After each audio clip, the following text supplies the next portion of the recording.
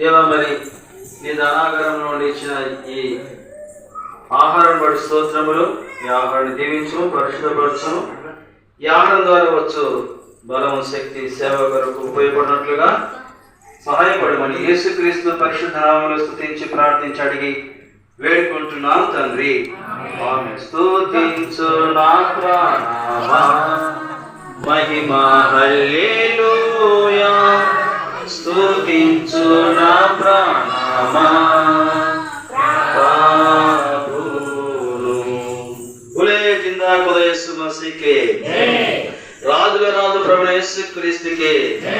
లోక రక్షకుడు ప్రభువైన యేసు క్రీస్తుకే. ఎప్రోనువాసి ప్రభువైన యేసు క్రీస్తుకే.